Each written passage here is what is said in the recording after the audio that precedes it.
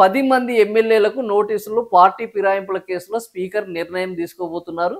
So party ఫిరాయింపుల case అనేది మొదటి నుంచెల్లి కూడా మొన్నటి వరకు కూడా చాలా పెద్ద దుమారంగా రేగింది. సుప్రీంకోర్టు దీనికి సంబంధించి స్పీకర్కు 3 నెలల గడువు విధించింది.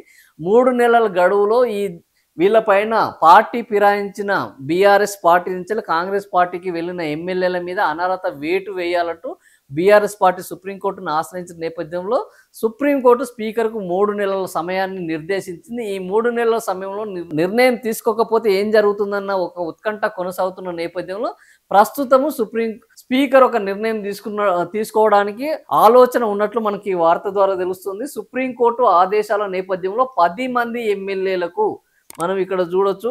ఇప్పటి వరకు మనము కేవలము ఒకరో ఇద్దరు అనుకున్నాము. డైరెక్ట్గా 10 మంది ఎమ్మెల్యేల మీద అనర్హత వేటు వేసే అవకాశము ఉన్నది.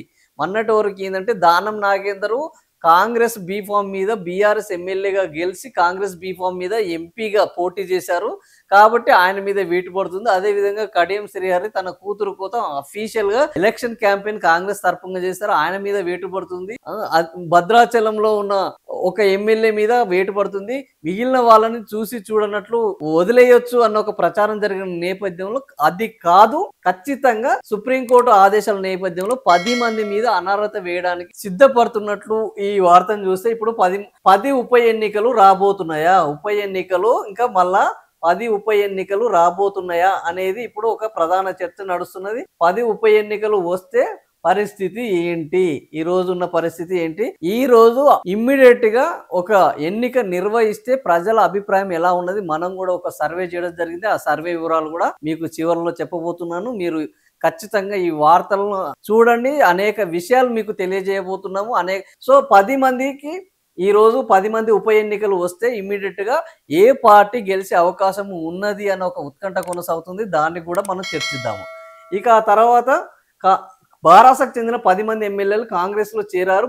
ఫిరాయింపు నిరోధక చట్టం కింద వారిని అనర్హులుగా ప్రకటించాలని దాఖలైన కేసులో 3 నెలల్లోగా స్పీకర్ నిర్ణయం తీసుకోవాలని గత నెల 25న సుప్రీంకోర్టు చెప్పిన విషయం తెలిసిందే. దానిపై అడ్వకేట్ దాదాపుగా నెల రోజులుగా వస్తుంది సుప్రీంకోర్టు చెప్పి అది జరిగింది ఇది. సో ఆ తర్వాత ఈ ఎమ్మెల్యేలకు నోటీసులు ఇవ్వాలని నిర్ణయం తీసుకున్నట్లు కడియం శ్రీహరి, దానం నాగేందర్, పోచారం శ్రీనివాసరెడ్డి, సంజయ్ కుమార్, తెల్లం వెంకట్రావు, అరకెపూడి గాంధీ, కాలే యాదయ్య, ప్రకాష్ గౌడ్, కృష్ణమోహన్ రెడ్డి, మహిపాల్ రెడ్డిలపైన అనర్హత వేటు వేయాలని బారాస కోరింది. సుప్రీంకోర్టు ఆదేశాల మేరకు వారందరికీ నోటీసులు ఇచ్చి వివరణ తీసుకున్న తర్వాత స్పీకర్ తుది నిర్ణయం తీసుకునే అవకాశం ఉంది. ఇందులో ఒకరిద్దరు తాము కాంగ్రెస్ లో లేదని ప్రకటిస్తున్నారు.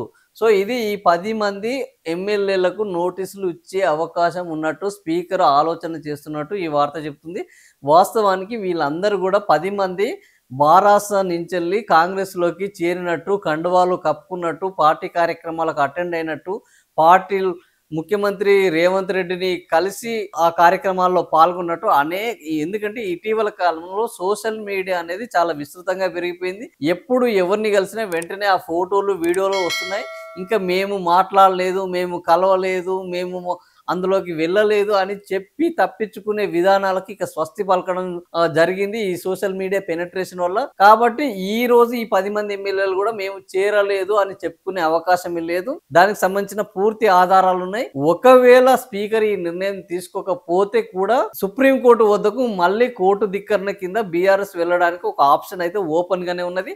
అదే విధంగా స్పీకర్ కొంతమంది మీదనే నిర్ణయం తీసుకుంటే ఏం జరగవచ్చు అన్న ఒక ఉత్కంఠ కూడా కొనసాగుతుంది. అయితే కొంతమంది మీదనే తీసుకుంటే మిగిలిన వాళ్ళ మీద ఎందుకు తీసుకోలేదు, మిగిలిన వాళ్ళు కూడా పోయినట్టు కాంగ్రెస్ పార్టీలో చేరినట్టు బీఆర్ఎస్ పార్టీ దగ్గర స్పష్టమైన ఆధారాలు ఉన్న నేపథ్యంలో ఈ ఆధారాలను మళ్ళా సుప్రీంకోర్టు వద్దకు వెళ్ళి వీళ్ళ మీద ఎందుకు చర్యలు తీసుకోలేదు, స్పీకర్ ఇలా ఏకపక్ష నిర్ణయాలు తీసుకోవడానికి కారణం ఏంది, స్పీకర్ ఒక వివక్ష పూరిత నిర్ణయాలు తీసుకుంటున్నారు అని వాళ్ళు స్పీకర్ వ్యవస్థ మీద ఫిర్యాదు చేసే అవకాశం ఉన్నది. అదే జరిగితే మళ్ళా స్పీకర్ వ్యవస్థని మళ్ళా సుప్రీంకోర్టు ఆదేశించే అవసరం ఏర్పడుతుంది. సో ఈ పరిణామాల నేపథ్యంలో రేపు స్పీకర్ ఈ 10 మంది ఎమ్మెల్యేలకు నోటీసులు ఇవ్వాలి. ఆ నోటీసులకు వాళ్ళు వివరణ ఇవ్వాలి. వివరణ ఇచ్చిన తర్వాత ఆ వివరణను చూసి స్పీకర్ సంతృప్తి చెందడమా అసంతృప్తి చెందడమా దాని పట్ల ఎలాంటి నిర్ణయం, దీనికి ఇప్పటికే దాదాపుగా నెల రోజులు అంటే 25వ తారీఖు నుంచి ఈ రోజు 21వ తారీఖు ఆల్మోస్ట్ నెల రోజులు అయిపోయింది. ఇంకో 2 నెలల వ్యవధిలో ఇది తీసుకోవాలి. ఈ 2 నెలల వ్యవధిలోనే